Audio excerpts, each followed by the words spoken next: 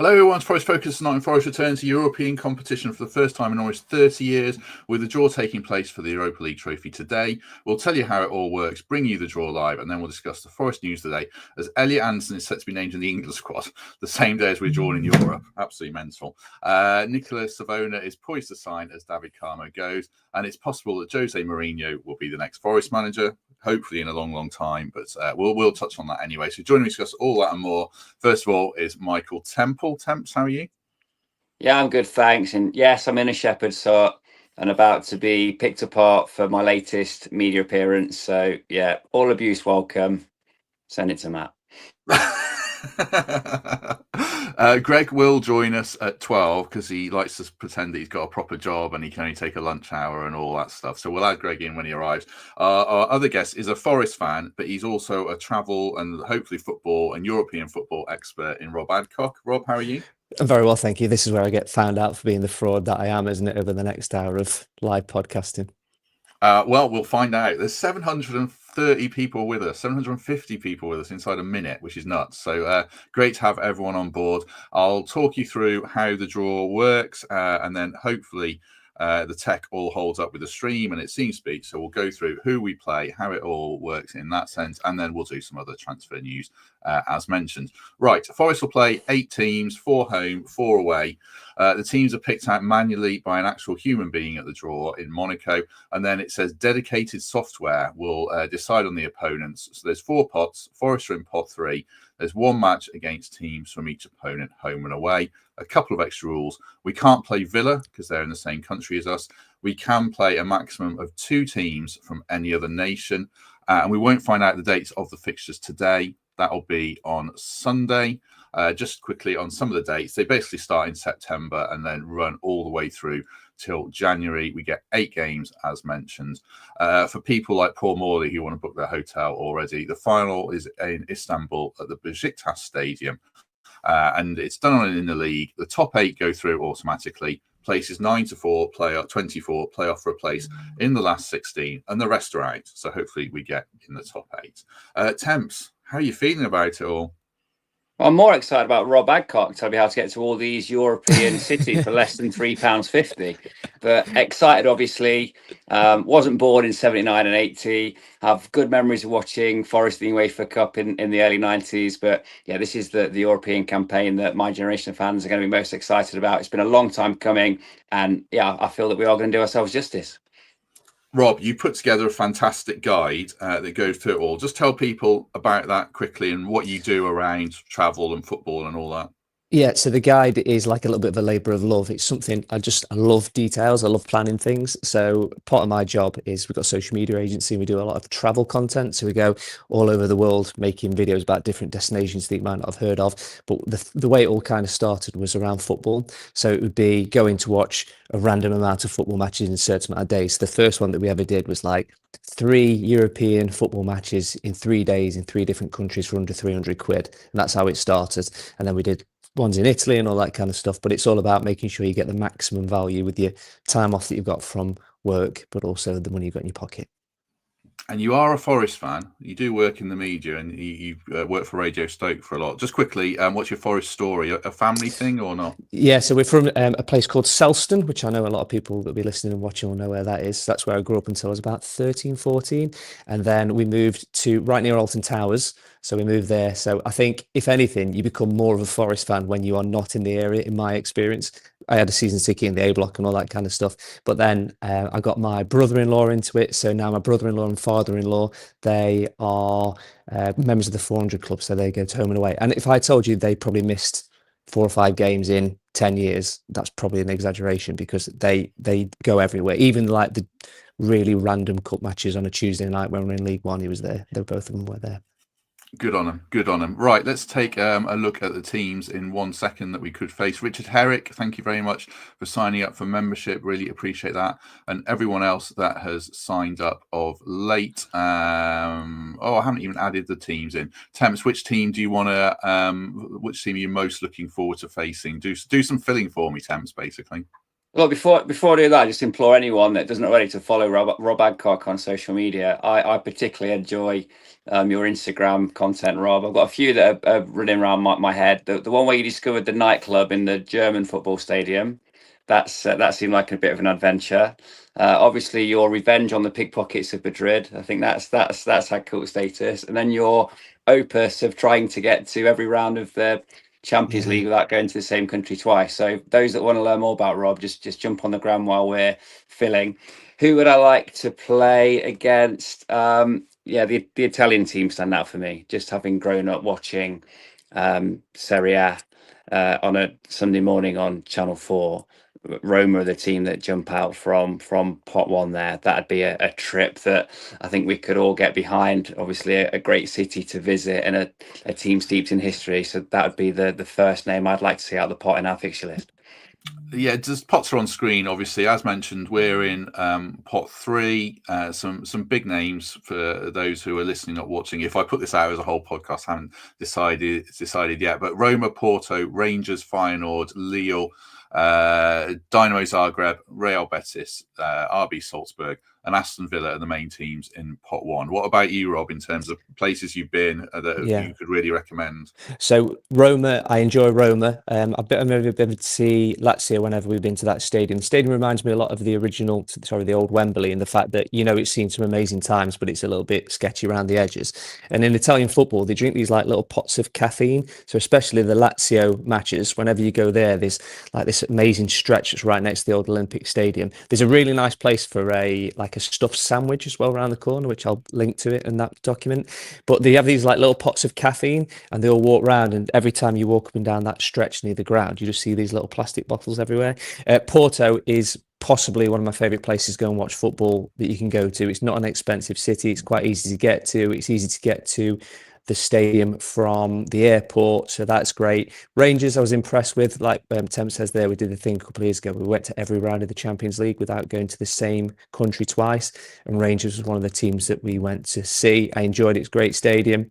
Lille, I'm not too fussed on. Dynamo Zagreb, I'm not that fussed about. Real Betis, now I was chatting to Greg about this. Out of all the teams, if we get one in particular, Real Betis is the one I've just come back from. I went to Seville, Jerez and Cadiz for a week as part of the Stoke City pre-season tour.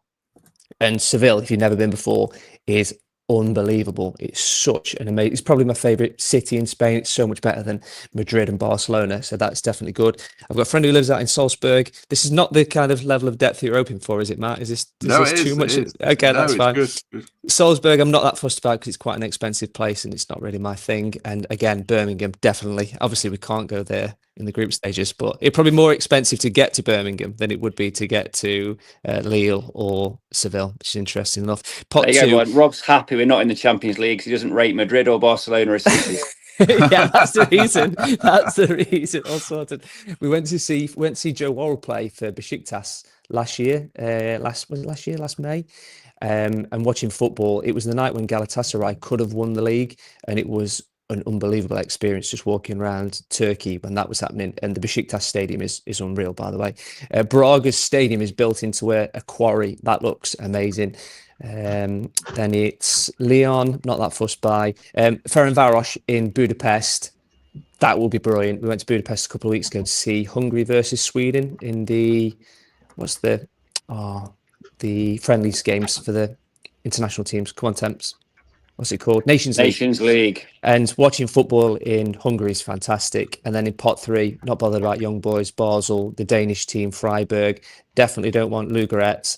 For that one, Nice or Bucharest to be good. And then in pot 4, Bologna. I've only been to Bologna when we've been doing loads of trips through Italy. And we were in Bologna for a couple of hours. But it's a big American student city. And the nightlife looks amazing, so I fancy that. Stuttgart, not bothered by. Malmo will be quite interesting because you can go fly into Copenhagen and get the thing across. Genk. I went to see Utrecht. Not a massive fan of the stadium or the area, so we don't particularly want Utrecht from experience, but Genk could be good, and Malmo. Excellent stuff. Greg Mitchell, hello, how are you? That was quite beautiful. I've got the UEFA coverage in one ear and it's this classical music, and then listening to Rob talk about all these countries around Europe. It worked perfectly. I'm good good. to have you with us. Good. Are you looking for air traffic control as well, Greg? What's going Well, on? I What's couldn't going on with the find. headphones? I want to listen to this as well as you lot. They're a little bit more. You know how it is. I Just do. trying to be professional. I think the England squad's just been announced. Yeah, it has. Morgan Gibbs-White is in it. Elliot Anderson is in it, which is fantastic news. We'll go through that properly in short notice. Jordan Henderson's in it, of course. Marcus Rashford's in it after so much good football. Madueke's in it. Jed Spence in it. That's good. So, yeah, we'll talk more about that. I'll put that on screen later. If people who are wanting to have the draw on as well, there's all the usual clapping and saying how good UEFA is at the moment with Ibrahimovic on stage, and I think it's Infantino, whoever the main guy is. So, yeah, lots of filling. Right, I'll just put this up as well. This was from Dan Story on Twitter yesterday in terms of sort of the best case and worst case scenario football-wise. The hardest draw for Forest would be Roma, Porto. These are the hardest teams we could face. Roma, Porto, Lyon, Fenerbahce, more on them later. Nice, Freiburg, Bologna, Celta Vigo. And then the easiest draw is Zagreb, Salzburg, Ferencvaros, Maccabi Tel Aviv, Steaua Bucharest, Ludogorets, Bran, and Malmo. Greg, do you want the hard football draw, the fun travel draw, the easy football draw to get through, or are you not bothered? I don't fancy going to Scotland twice. So maybe I'm in the fun travel.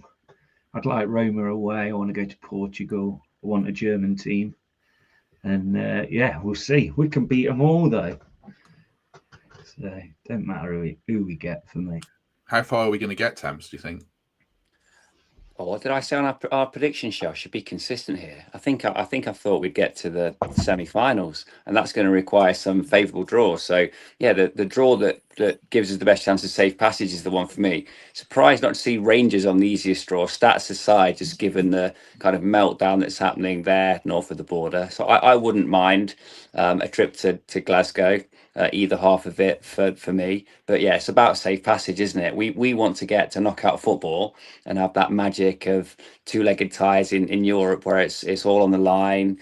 The cagey away game, the need to chase something at home. I just think that's the magical part of European competition. So for me, it's all about safe passage.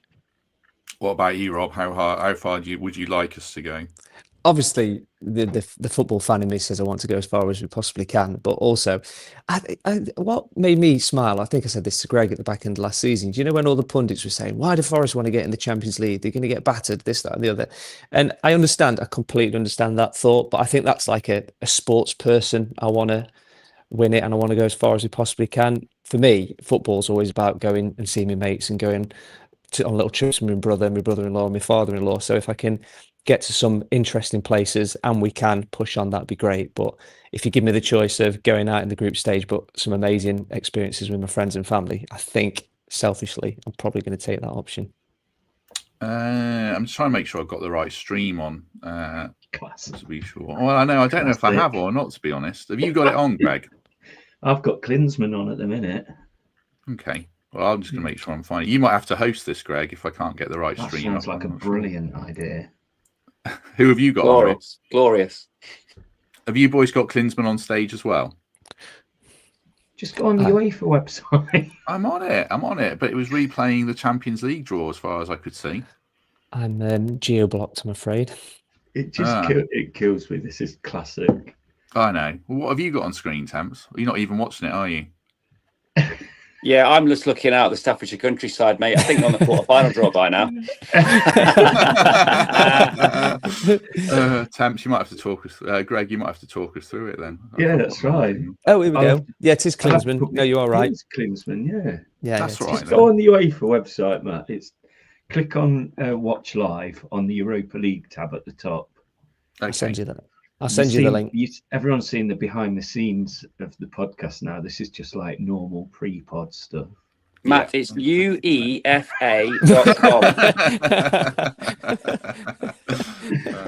And I'm glad people are seeing I'm the professional of this outfit now as well. I know. This is a good. I've got it. Klinsmann's on stage. I was watching yesterday's thing with.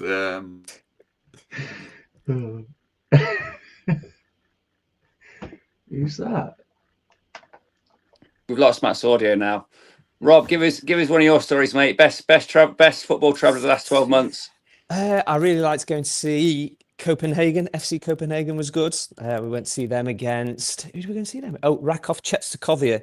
So as part of that trip that we went on, we ended up going to some really random places. We ended up hiring a car and driving through Poland to go and see Rakov Czestochowie against Karabag, which was fun. But if you get the opportunity at any point to go and see a match in Copenhagen, you should always go and do it because it is fantastic for many different ways. It looks like the draw's about to start. Now I've finally found the right stream. They're all stood on stage. So once they start drawing teams out, then I'll talk you through it. There's 1,223 people with us, which is fantastic. Do us a favour and hit like. I have got audio, haven't I? Yeah, because people say no audio. Did you see yesterday when my Wi-Fi cut out for about 15 minutes and the other lads had to film? I don't even know what they talked about. I think they were talking about Amorim at one point or something. No. Fantastic. No, shows you don't watch. Too busy these days. I know. How long are you here for? Just the hour? Yeah. My lunch break. I don't need to eat. I need to lose some weight anyway. Just keep getting told. Oh gosh, we're venturing into marriage counselling. No, I'm on about trolls. Oh well, ignore them. Yeah, don't worry about that. Yeah. Tell me about Savona, Matt. What have you learned about him? Oh, Nicolo Savona. He's flying in for his medical today. There was footage of him in the airport before boarding his flight.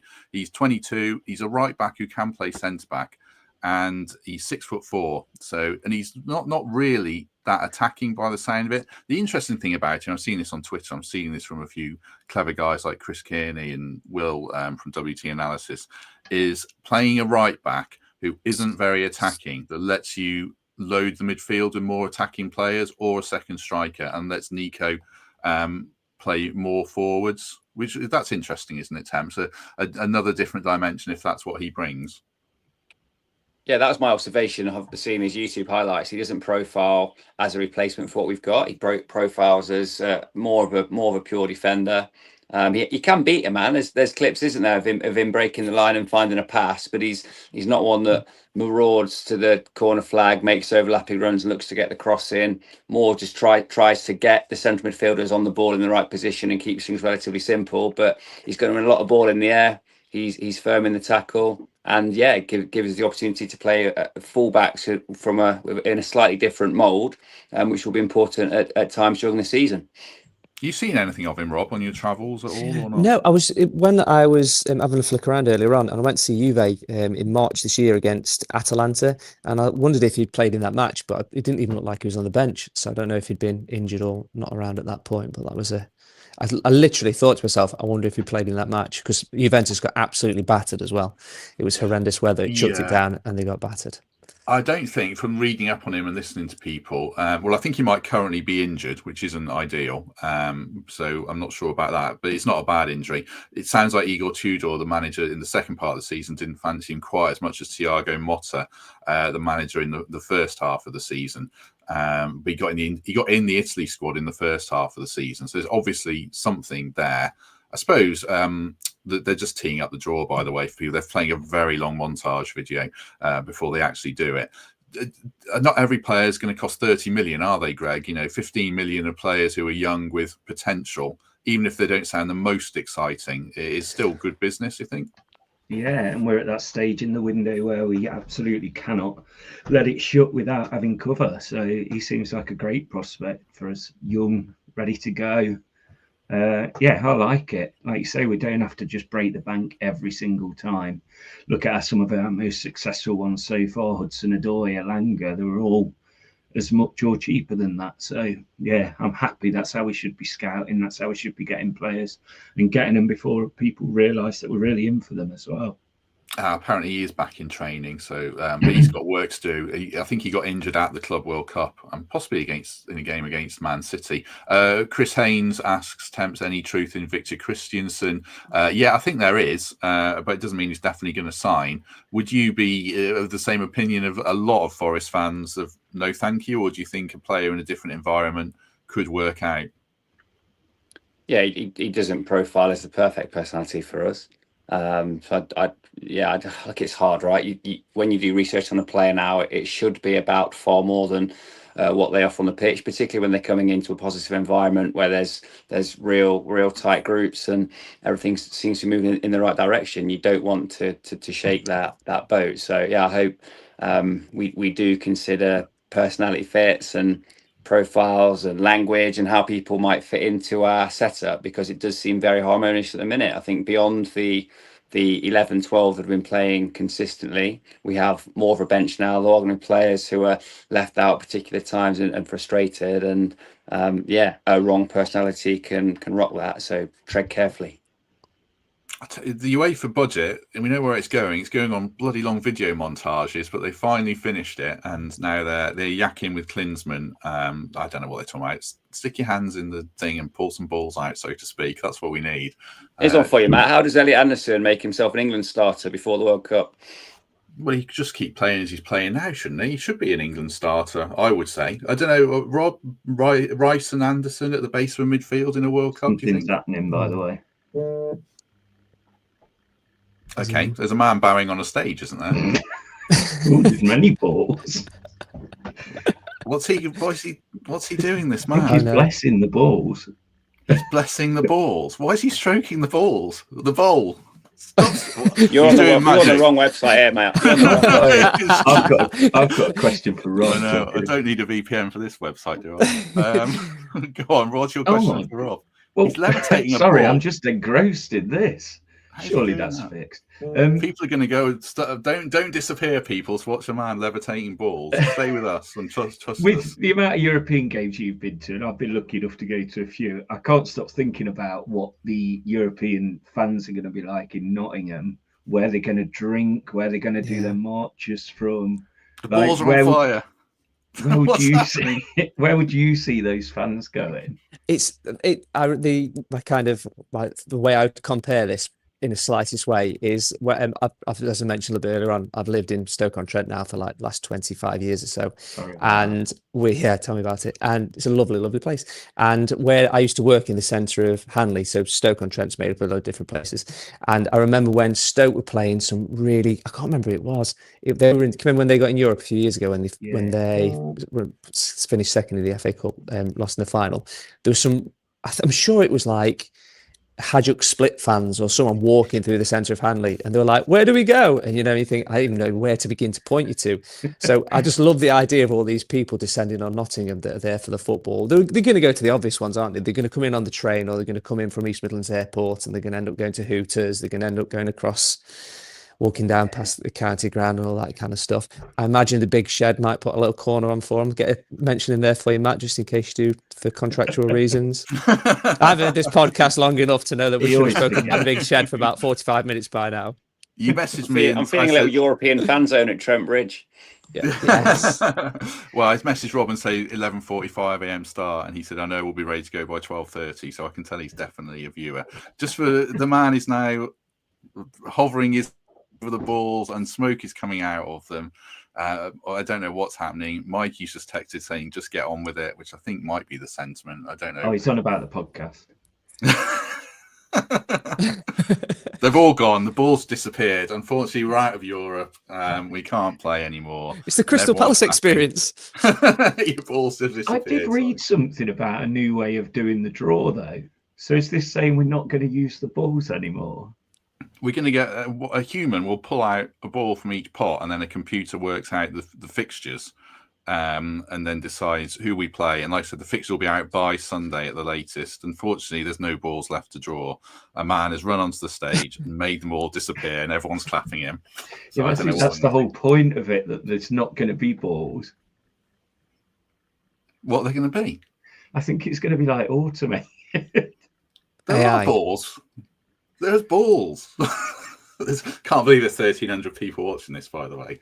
Thank you very much. Hit like, even if you're not liking this and just wondering what the hell's going on. I've no idea. I'm really impressed that bloke from ITV's got the presenting gig to do that, because that must be some decent money. You'll be able to go on holiday with temps once you've managed to run up both of these. Hang on a minute. What man's an American? I've just found out he travelled first class. I've driven to Stoke, mate. Yeah. You can't be chucking that one at me from his luxurious pad in Boston. Oh, dear. Right. Connection issues. They're telling us who's in each pot, so I'll put the pots back up as well while UEFA goes through them. I'm glad they've put our stores back on and in the right place. Put a bit of respect on the badge. Right, now they're explaining how the draw works, certainly. Who were the players? Oh, they asked the players who they wanted. Dan and Doy wanted Bologna. How are Bologna in pot 4, by the way? I don't understand some of these pots. How are Rangers in? Well, yeah. Yeah, I know. Yeah. Well, Rangers by virtue of falling out of the Champions League, right? Yeah, but then Celtic, pot 2, they won the league. They fell out less dramatically.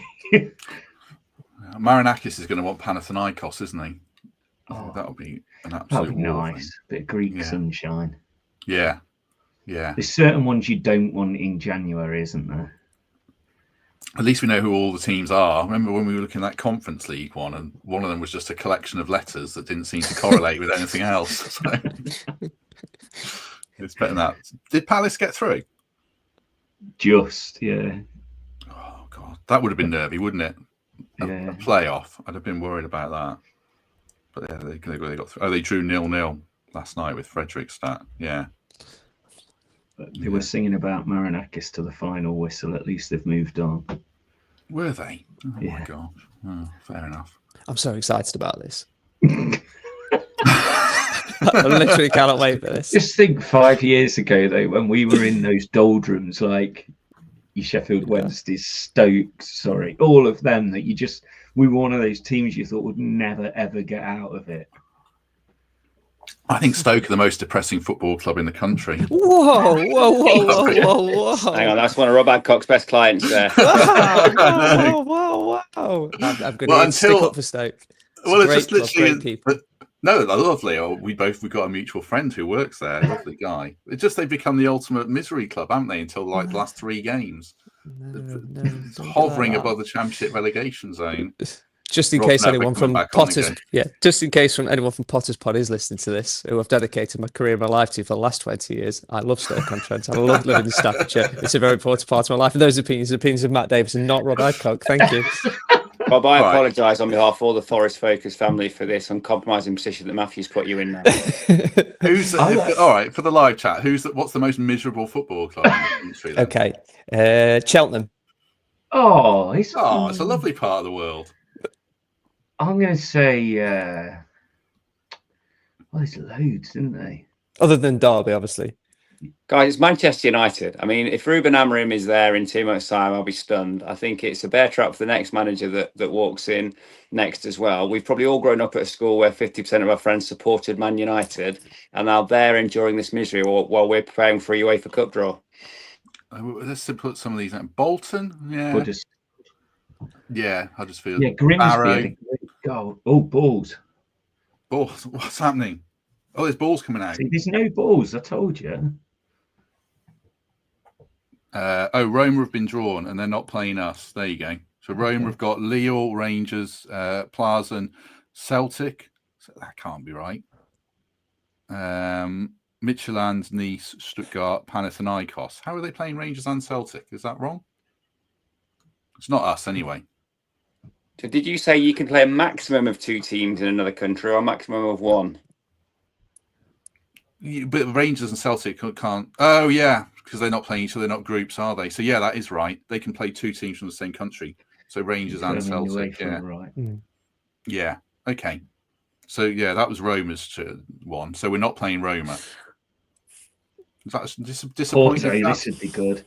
Yeah, so this will be a period of deduction, right? Any pot 1 team drawn without points in the picture. Oh, we've got Porto. Here we go. Yes, we've got Porto at home. Porto at home. Oh. So Porto are playing Utrecht, Malmo, Forest, Nice, Plaza, Zavedza, don't know who they are actually, Salzburg and Rangers. So we know one of our teams. There you go, Porto at home. What a random draw this is. Jurgen Klinsmann's just kind of staring vacantly. Who's the star boy at Porto? I've got absolutely no idea.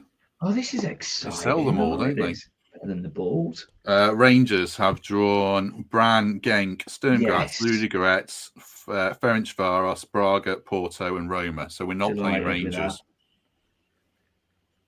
So we've avoided Rangers. We just know we've got Porto at home at It the would have moment. been easy points, but Yeah. Well, they can't keep Russell Martin, can they? They've got to sack him. Oh, here's another one. Klinsmann looks confused as he pushes the I button wanted down. to Feyenoord. Feyenoord have got Stuttgart away, Panathinaikos, FCSB. Who are they? That's Sturm Star Bucharest. They've gone through a thing where they can't call themselves Star Bucharest Good anymore. research, Matt. Thanks.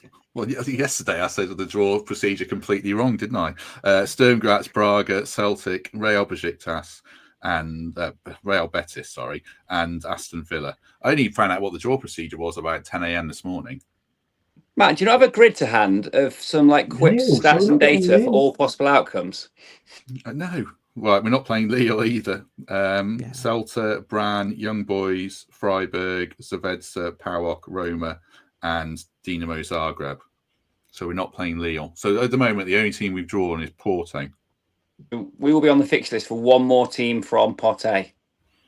Oh, yeah, obviously, we knew that. Yeah, we knew that. Yeah. 1,300 people with us. Do hit like. Right. Celtic What's are in Jurgen- pot 2, though, so we're not. Jurgen Klinsmann's only function in life is to push this button down and not really like he knows what he's doing.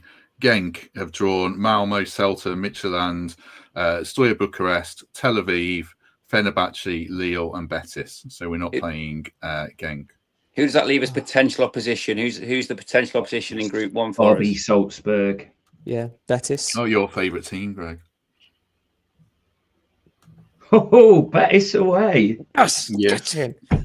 So, Oh, I love that. Trip to Seville. So Betis have drawn us. So we'll go to Betis. in. They've also drawn Genk, Utrecht, Ludogorets, PAOK, Lyon, Zagreb, and Feyenoord. So our two team opponents so far are Porto and Betis.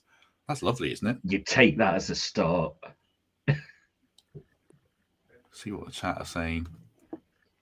Yeah, Glad great it's not draw. this horrendous club. Oh, apparently we're a minute ahead of TNT. That's why you should Salzburg. watch with this then. Yeah, Salzburg Tune haven't in. drawn us. Bologna, yeah, exactly. Well said, Greg. Bologna, Go Ahead Eagles, Freiburg, Basel, Lyon, Ferencvaros, Aston Villa, and Porto. So we're not playing Salzburg. Good. I've got my real Austria Salzburg scarf there. Are they going to ask Jurgen Klinsmann to speak? No, they're going to ask him to nod. He's nodded, and now he's pushing the button down. You ever thought about being a commentator, Matt? Yeah, I'd be well good at it. Aston Villa, Go Ahead Eagles, Bologna, Basel, Young Boys, Fenerbahce, Tel Aviv, Feyenoord, and Salzburg. So obviously we can't play Aston Villa anyway. That's a good fixture list for them, isn't it? If they want to get through, that looks like a pretty dream set of teams. Yeah, that is. Yeah. I'm over the moon with Betis. That's a great away day. Yeah, Sevilla's supposed to be lovely, isn't it? Incredibly Yeah, it's hot, really isn't it, nice. Rob? Yeah, so the week before I went, it was 51 degrees apparently. My God. The oven of Spain, apparently. You've really sold it there. Yeah, no, it's honestly, it's one of the best cities you'll go to. It's full of Hindus as well when I was leaving. Not for that reason that I was leaving. That's why the Hindus turned up. It's just like, that gives you an idea. Right, they're going to do pot 2 next, I think. Nothing's happening. A man is speaking at Jurgen Klinsmann, who still doesn't seem to know where he is. Right, who do I want there? I Pot think 2. PAOK, that'd be the one, wouldn't it? Who do we want there? Braga away would be Braga? brilliant. Is Braga- Yeah, that'd be Braga? brilliant. Yeah, that'd be good. Fenerbahce away would be good. Have you been to Braga? No, it was on my list to go to in the Champions League, but we went to Porto instead, and that was Brug's meant to be fantastic. It's not that far They've got away the great from ground, haven't they? Yeah, built into the side of a quarry. It is. That's it, yeah. So it's, Yeah. is it 3-sided or something? It's something mental about one of it. Yeah, Isn't it? it's didn't Man United play them in the was it in the Champions League a couple of years ago, and everyone was making a big fuss about the ground. I remember just seeing all the images of it looking amazing. Yeah. Ferencvaros away would be good because Budapest's not an expensive place to go. That's good. Recommend a good couple of hotels if you end up going to. Here we go. We are playing Braga. We're playing Braga away. There's just a grid on screen that's really hard to read. We're playing Ferencvaros. Yes, perfect. Away as well. Yeah. Oh no, home. Sorry, home.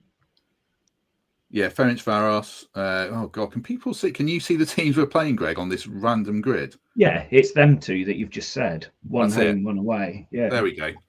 Okay, Braga away, and I think Ferencvaros at home. That's two fantastic away days to start. Like, I couldn't be happier with them. Oh, but before the end of the stream, so we're going to find out. We're going to find out everyone now. We're going to find out all of ours. Yeah. Yeah, they're just doing pot 3. I'm trying to find the Braga Stadium. Yeah, it's brilliant. This is Porto, Betis, Braga, Ferencvaros. Braga's capacity is 30,000, so I don't know how many tickets we get. Betis. Oh, what is Malmo? Oh yeah, here's our full fixtures then. Porto, Betis, Ferencvaros, Braga, Midtylland, Sturm Graz, Malmo, and Utrecht. So it is Porto at home, Betis away, Ferencvaros at home, Braga away, Midtylland at home, Sturm Graz away, to Austria, Malmo at home, and Utrecht away. You didn't want those, did you, Rob? Utrecht? No, it's you go on the. We flew into Amsterdam and got the train down. It's just not the greatest place in the world. Obviously, Amsterdam to start and then the train. That sounds fantastic. Yeah. Obviously, if people from FC Utrecht are listening and want to send us some tickets to Forest Focus, I'll take all that back. I'll just read them out again because I rattled through them there. This looks like a good draw. So Porto at home, Betis away, Ferencvaros at home, Braga away, Midtylland at home, Sturm Graz away, Malmo at home, famous reunion obviously, and Utrecht away. You don't even have them in front of you, Temps, but just from hearing me read those out, feels like a decent draw. A nice spread there. What do you think? Yeah, win those home games and we're in good nick, right? I think that when I've seen recently the amount of money that we've spent, the current valuation of our squad, we don't need to feel like imposters or teams making up this draw. I think we're genuinely here to compete. There's teams in pot 1 that we're more than capable of mixing it with, and they feel winnable, right? I do at this point feel confident that we've avoided the any kind of fixture list of death, so to speak. The Swiss table has made this qualification method that little bit more interesting for me and easier to follow. And yeah, I think we'll progress from those games. What about you, Greg? How do you rate our chances? Delighted, winnable, and great places to visit. They're the two things I wanted. Just superb. I'd have loved a German side, but you can ask for more. Avoiding Scotland, which is a good thing for me. I want a proper European tour. It's just superb. Even more excited now. That's just brilliant. What about you, Rob? The overall football picture? Yeah, I was literally at the start of it. I think I was speaking to Greg about this last night. I was messaging him saying all the teams that we wanted to get, and 2 of the 4 teams that I really, really wanted in the bright green in the list were Betis and Braga. So just the idea that we're going to be going to those 2 is fantastic. Just looking now, Sturm Graz, that's a bit of a tricky one to get to because there's only one air. This is very geeky, but I am coming at this from a travel point of view because there will be people thinking about this, I'm sure. It's a bit of a trickier one to get to. So you've either got to fly direct into there, and I don't think there's loads of flights that go from other than London airports to get to that part of Austria. So the other option is to fly into, I always absolutely hammer this name now, the one that's LJUB, is it Ljubljana or something like that? Ljubljana. That's it. Flying to there, and there's a 4-hour bus, or there's another one which is called Klagenfurt, which is about an hour and a half away. So I imagine there's going to be loads of people jumping on Skyscanner and other places this weekend trying to work it all out. How are we going to find all that information, Rob? Oh, yes. Well, luckily, there's a handy list of places to go to. My friend I was talking to is not a football fan, and he sent me. So for people that have just switched on and don't know the background to this, I made a list of all the places that Forest could have been playing in. So all the, how many of, was it like 50 odd teams before we knew where they could end up going? And my friend who doesn't know football went, so are they going to be playing all of those teams then? And I went, no, just 4. And he's like, so you spent 4 days of your life working out how to get to the backside end of nowhere, and there's only chances you're going to get 4 teams. I was like, yes, that's pretty much it. And then, yeah, but the Braga one, that is going to be such an amazing away day, and taking over Seville is going to be amazing. Rob, what travel adventure are you going to link to this Forest European campaign? I'm literally, that is, as you can see me scribbling away now, that is what I'm trying to tie to it now. Oh, no, Derek on screen asked, do we play them home and away? No, it's just 8 teams, 4 home, 4 away, and then you don't play any team twice. I saw, was it James asking as well when the games are? The first game is match day 1 is the 24th, 25th of September. Match day 2, 2nd of October. Then it's the 23rd of October, 6th of November, 27th of November, 11th of December. Then there's a break until the 22nd of January. And then match day 8 is the 29th of January, 2026. And as mentioned, all the teams are in a league. The top 8, based on their results, go through to the last 16. Then 9 to 24 will play off in knockout ties. And then they're in the last 16. And then so on and so forth in normal knockout competition that we all know and love. And then the final is in Istanbul in the Besiktas Stadium. I don't have the date for that, but yeah. 26th of May. Is it 26th of May? We'll get it in your diaries. I think it's 26th of May. You can't get who we've got then up on the screen. I'm just trying to see if someone's done a graphic, and then I'll just steal it. Do you know with the draw and stuff? So we've got one Austrian side, haven't we? So yeah. We want them in January because they'd have had their long winter break, wouldn't they? And then they'd be coming straight back into that game. I'm going to steal a graphic off Forest. And a chance for us to go skiing. So if you are thinking about where you're flying into, I keep pushing to this, I appreciate. Betis is Seville Airport, that's where you're going to be looking at. Braga is into Porto. If you are thinking they're going to go to Braga, because there's going to be so many people that are going without tickets. I know I won't be getting a ticket, but I'll be going just for the experience. If you do get the chance to go, you fly into Porto, go there a day earlier if you can, 2 or 3 days early, because Porto is an amazing city. So if you've never been before, it's not that expensive. It's easy to get around. It's dead cheap. I always look for how far the airport is from the actual city centre, and that one's a brilliant one. So get yourself to that one if you can. And of course, if you can get access to tickets and you don't want to go and you want to take pity on a couple of people. So are any of these countries particularly cheap or particularly expensive, Rob? Austria is going to be not cheap. People go on about Amsterdam being an amazing place, and I'm sure it is if you like certain kinds of things, but I always think it's eye-wateringly expensive, Amsterdam. It's one of the most, people don't associate it with being expensive, but Amsterdam is so pricey.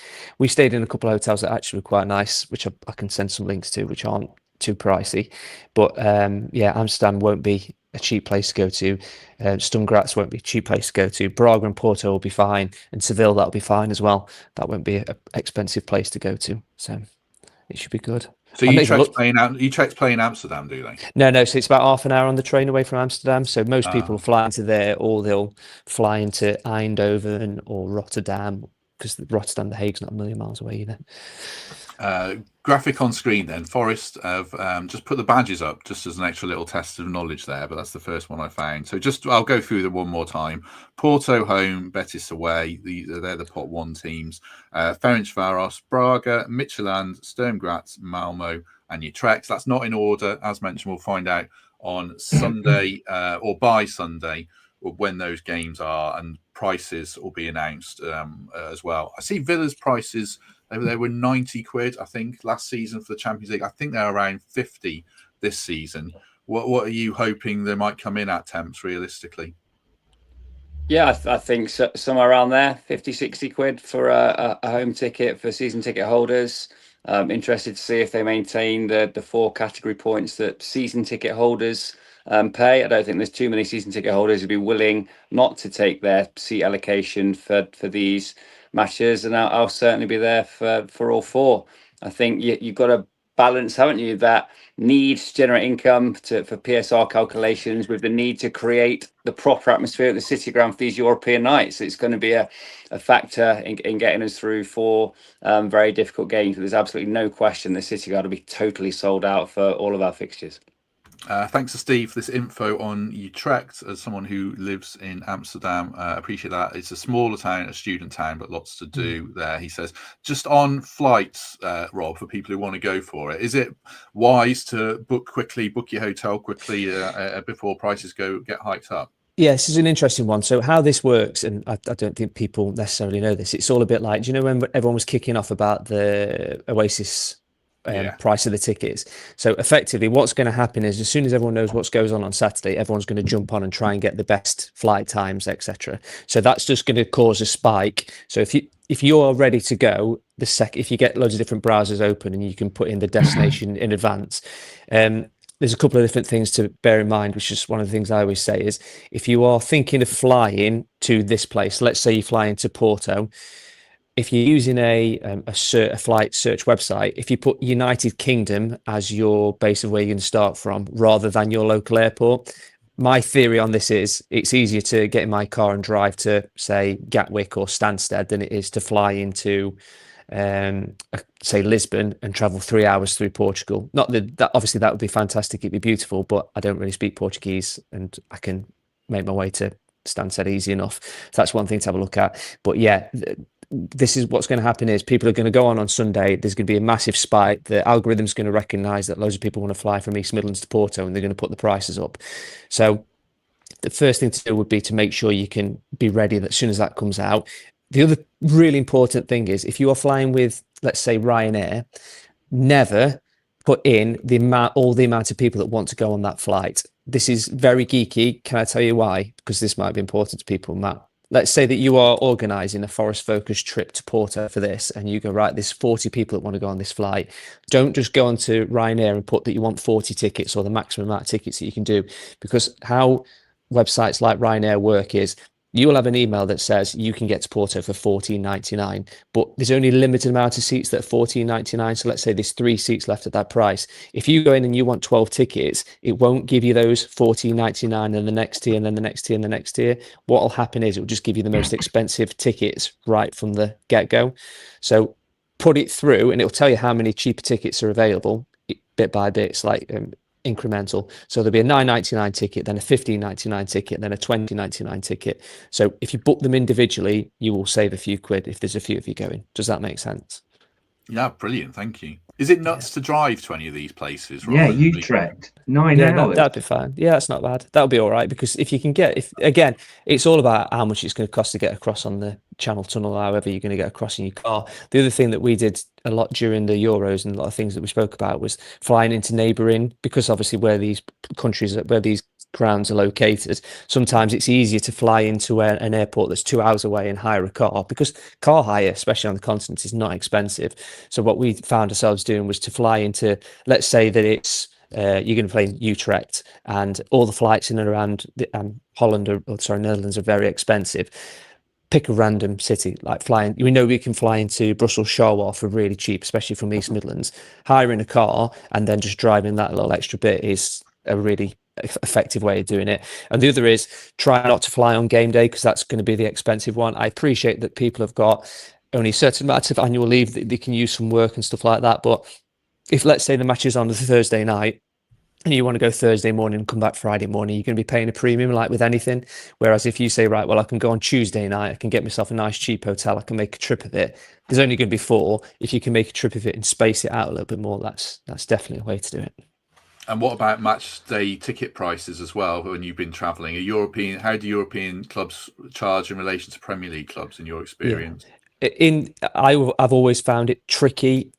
It's really strange. There's no rhyme or reason to some of this. I remember when we tried to get tickets for Utrecht, we were going to see him again. I can't remember. We ended up doing, that was it. We ended up doing 2 matches in 2 different countries in one day. So we flew into Amsterdam, went to see Utrecht in the early kickoff, then got a train to Belgium to see Ostend, which is if you were listening at the start of the stream, that's the one that Temps was talking about. They're not, KV Ostend, they're no longer in existence anymore, but they had a nightclub. So their corporate hospitality turned into a nightclub at night, and it was amazing. And we went to Utrecht and we found you got to sign up for a membership, like what Forest do now. You've got to sign up for the membership to get the tickets. That's what it used to be like. That's what it was like at Utrecht if you're sitting in the home end. Obviously, that's not going to be advised this time around if you're a Forest fan. But there's not really a rhyme or reason to answer your question. And there are loads of, towards the back end of the challenge that we did about the Champions League, we were paying quite a bit of money for the tickets. And there are a couple of websites that I've used that, again, I am in no way affiliated with these websites whatsoever, but I can only speak from my experience that they said this is how much the ticket was going to be. I paid that money and I didn't have any problem getting in. So I'm not saying that I agree with secondary ticketing websites and all that kind of stuff, but there are means to an end if you really want to go. And yeah, I think I'll find them and I'll send them across to you, Matt, and you can do what you like with them. Good man, good man. Right, before we move away then and just discuss the European squad and the England squad, sorry, and a bit of transfer news in the last 20 minutes or so. Any final thoughts, Greg, on the European draw, the whole experience, the whole excitement? How would you add to that? Let's get out the group stage. Let's have some fun doing it. And the league stage or whatever it is. I think it's brilliant. Just excited about Saturday or Sunday now when we figure out when we're going to actually be playing and where. Just looking at that, it's unreal, isn't it? Just appreciate where we've come from. Yeah, shout out to Chris Aylmer who's done this, and I've just stolen it off Twitter, so everyone can see on screen now exactly who we've got in a clear way. Temps, your thoughts on it? 4 years ago, we're bottom of the championship, going absolutely nowhere quick. What a journey we've been on, and now we're on Sky Scanner under Rob's affiliate code, booking some pretty exciting trips. So very, very excited. I've got to dive off in a minute, fellas. I've got to make another call from my Staffordshire bolt hole. But yeah, absolutely buzzing. Every chance of progressing, and really proud of where our football club is at this moment in time. Excellent. Temps, we shall let you go. Good to have you with us on your posh travels. He's gone. Oh, he hasn't even hung around for any formalities. He's disappeared. Right, just one last time then. Porto home, Betis away, Ferencvaros home, Braga away, Midtylland at home, Sturm Graz away, Malmo at home, and Utrecht away. Final thoughts, Rob, before we just wrap things up for 10 more minutes or so? Yeah, I'm over. As I said right at the start, if we could have got Betis and Braga, that I would have been over the moon with that. The other two, not massively keen on, but absolutely fine. Betis, honestly, if you only go to, I can't say that because Braga is going to be good. But if you do get the opportunity to go to Seville, I appreciate I'm putting it on a real pedestal now, but it is an amazing place. So if you do think, right, I'm only going to go to one, I'm not going to get tickets, but I just want to go and experience what it's going to be like as a Forest fan on a European trip, that Betis game, the whole city, the whole experience is going to be fantastic.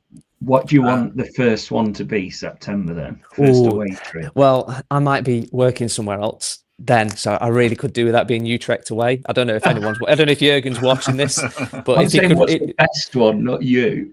Okay, Betis will be hot still in September. Braga will be nice weather, but when we went to Porto, we did this video about getting to Porto, and it was December and it was snowing at home where we live in the Staffordshire Moorlands, and it was like dead nice weather in Porto. So again, that's one you probably could say to January and still be quite nice. Like you said earlier on about going to Sturm Graz because of how it falls in their season. I think I've probably, from my point of view, Utrecht early doors probably best, and then save Seville for like January time because that's going to be absolutely brilliant. There's someone in the comments, Matt, I don't know if they're just talking in general about what they're thinking of doing, but someone said they've just booked some flights to Seville. We don't know when they're going to be playing yet, do we? So just because that's the list that they're out doesn't mean they're going to be playing on those dates. Unless they're going to stay in Seville for 6 months for the game. Yeah, exactly. Yeah, that'd be decent. The ones, if you are going to fly to Seville and the flight's too expensive, Jerez, that's another place that you can fly into, and that we went there again a couple of weeks ago, and that's a beautiful place. My mum pronounces it Jerez, which is obviously how it's spelled, but it's Jerez. It's not far from Cadiz in Spain, and that's definitely worth a little trip. And the other option is to fly into Malaga or Gibraltar from memory and then drive up. That's what I did. I flew into Gibraltar and then drove to Jerez. The thing is as well, if it is expensive, when I'm giving you way too much detail here, I apologise. But if Seville is coming out too expensive, it is quite good on the train network. But you've got to book your train tickets in advance, and you can stop in somewhere like Jerez or Cadiz and get the train in. I know everyone's going to want to stop in Seville. I completely get that. But if it is going to be like the hotel rooms are through the roof, there are options in and around it. Cool. Rob, are you all right for another 10 minutes or so? Yep, that's absolutely fine. I think my wife's still getting ready for the day, so I've got as much time until she's ready. All right, don't disappear, everyone. We'll do a little bit on the England squad and a bit of transfer chat before we wrap things up around 1 o'clock. Worth the Trent Nav latest ever ad we've done for them in a podcast. West Ham on Sunday. You can watch the game on the big screen if you don't have a ticket. Do all the build-up as mentioned. Follows his quiz will be on show again. He'll have all the team news, and then you can get your food there, get your beers there after to celebrate what I think will be a win. I'd be pretty gutted if it's not. They have signed Mateus Fernandes, by the way, officially, who was a player on our list for quite a while, but I think it's a deal of up to 40 million for him. Right, let's talk about the England squad a little bit more then.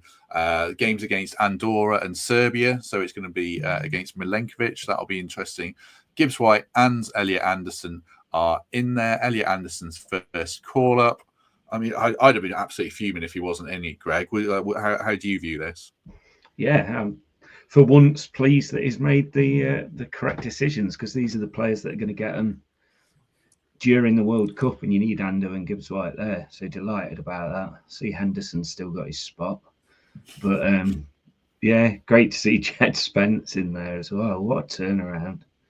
It's to be fair, if Tuchel had named this as his first squad, I would have been quite on board and quite excited. You know, Lewis Skelly, Livramento, Spence, Anderson. There's some quite good young talent in there. Your thoughts, Rob, on Elliot being in there? Yeah, it's like you listen to people talk about it, and I speak to my brother-in-law and father-in-law that go to every single game, obviously watching it on the telly. I watch it on the telly, but you think about the impact that he's having on what Forest are playing like at the moment and how well he's fit in. I think, like a lot of Forest fans, when he signed, I remember speaking to mates that are Newcastle fans and saying, what do you think about Elliot Anderson? And people getting all excited about it. And then you think to yourself, well, can he be that good? Because I know that there's obviously PSR reasons why he came to Forest. And you think to yourself, I'll take it with a pinch of salt. We'll have to see what he's like. But he's been better than I ever thought he was going to be. Not from the fact I'd seen him before, but there's certain kind of auras that come with players when they sign, isn't there? And he's just been an absolute sensation for us. So long hope it continues. And the more that he ends up in and around those circles, it's amazing. David Metcalf, thank you very much for signing up for membership, David. Appreciate that. Very good of you, and lots of new members of late, which is really fantastic. David Carmo's gone on loan to Real Oviedo, so we won't see him until Chesterfield away next season, unfortunately. Is he one of those players, Greg, that's probably never going to play for us competitively or not? Yeah, there's a few of them, but you can't get too upset, can you? Because you have to have that big squad at the start of a season, and good luck to him. But it's not often they come back from that, is it? So, yeah, good luck to him. I'll read that. That's what you just posted in the group, Greg, about away allocations. These are. Where have you got these from? Someone forwarded them to you? Yeah, mate, a very trustworthy mate called Trig.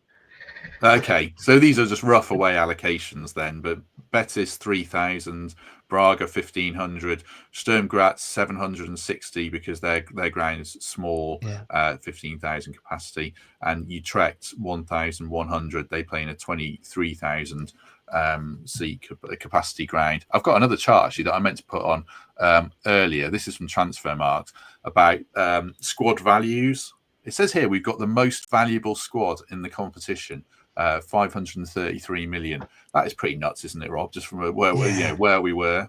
Yeah, it's the fallback, isn't it? It's like when people. I was having this discussion with my brother-in-law again, and Mark, who's also from Leek, who's a big Forest fan. He's listening, and he sent me about 5 messages saying, "Please, can you give me a mention?" And he's so you shoehorned it in. Exactly. I think you're impressed with that. You barely even noticed it, did you? And we were saying about, like, when you think about some of the teams that we played and how it's called Forest come through. And I completely understand, right, that how well we were doing last season, everyone wanted to get in the Champions League. We knew it would have been amazing for the club and the impact that it could have and all that kind of stuff. But I was very much I think I was talking to Greg about this when we had a drink in the big shed. Again, get that little mention in for you there. Matt, no problem at all.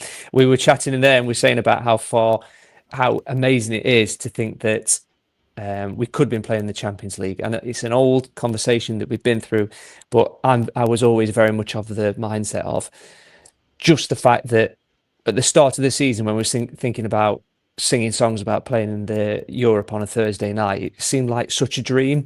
And then to actually be doing this now is just fantastic. And I as someone who's followed Forest for a long time, it's amazing to see, and I can't wait for it all. And I can't wait to be in some random European city singing Forest songs. Yeah, it's only been 4 years since we were fighting in the stands that the world's most miserable football club, losing 1-0. So, obviously those Europeans, but do you remember when was it David Prutton and Jim Brennan on a random? Was it? Do you remember when they started having a fight on the pitch at the Old Britannia Stadium? Do you remember that? Yeah, no. Was that Tuesday night? It was definitely Jim Brennan.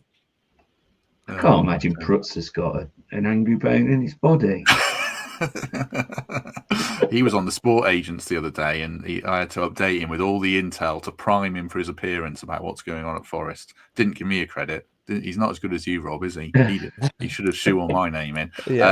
One from Chris Aylmer here about the Palace at home. So I just had a look who Palace are playing. This is what might have been the sliding doors. Palace got Alkmaar, Dynamo Kiev. That's quite a good one. Cups. I don't know who they are. I just swore then. Sorry, what's that? I don't know. Strasbourg. I think I swear once. And Larnaca and Shelbourne. They're the teams they're playing. Do you know them? The Cups? Yeah, it's in Finland, isn't it? They are. Yeah, they are. They're the team that dropped out of the Europa League qualifiers, aren't they? KUPS, is it? Is that the one? Yeah, I mean it's not Cups, is it? Yeah, they were one of the dropped out. They lost in the European qualifier. I think didn't they get battered? I think they lost like 5-0 in the first leg from memory.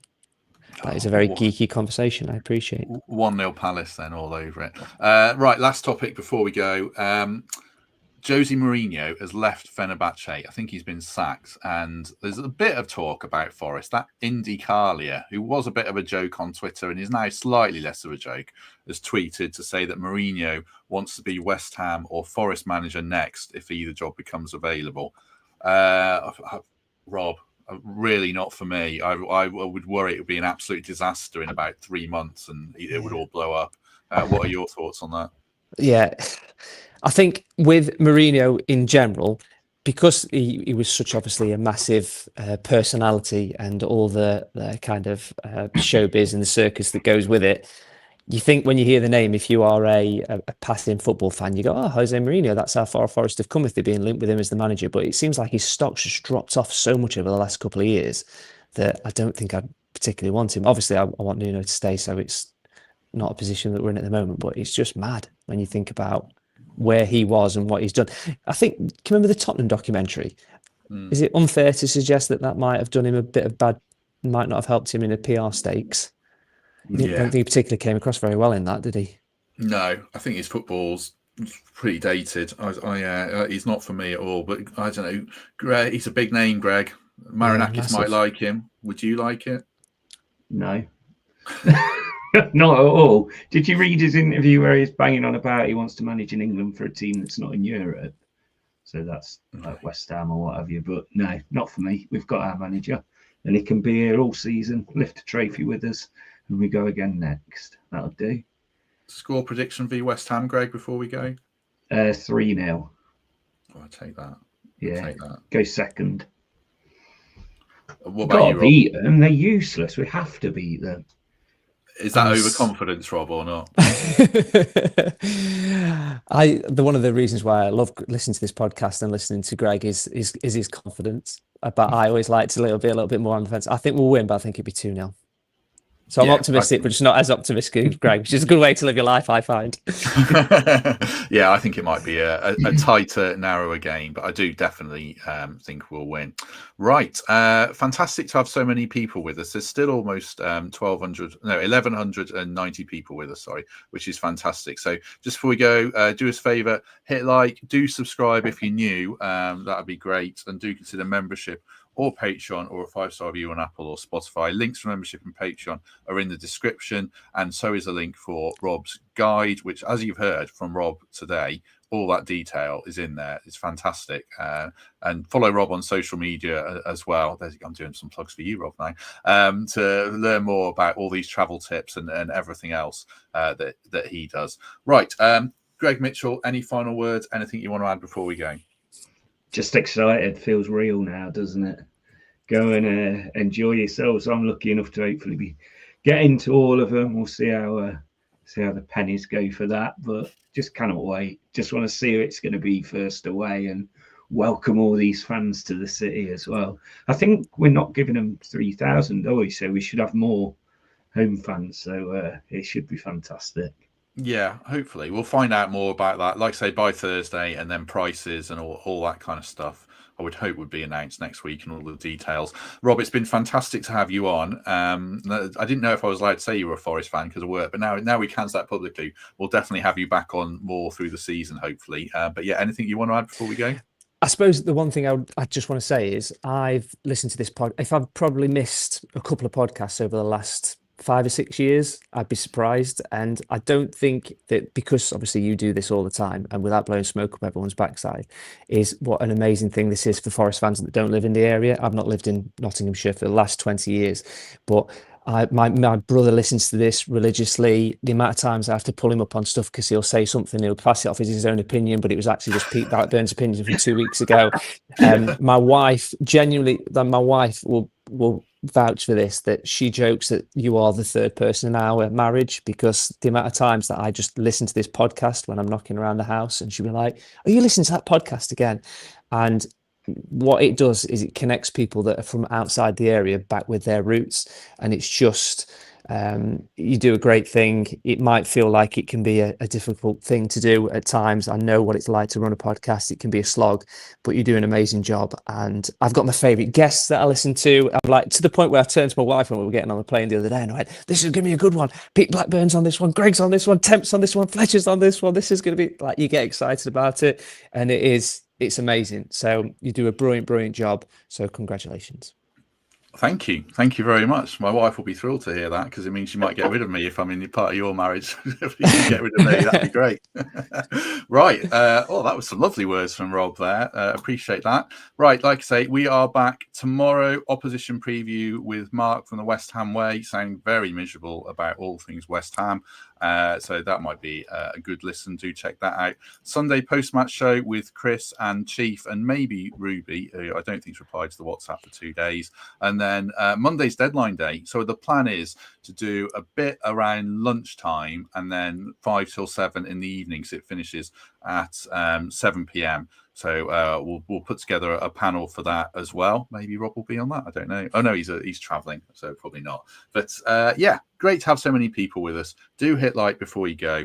Really enjoyed that. I eventually found the stream. Eventually found a man making balls disappear and Jurgen Klinsmann staring. So it's been quite an experience. So yeah, thank you very much, everyone. Have a good day. And if we don't see you tomorrow, we shall see you soon.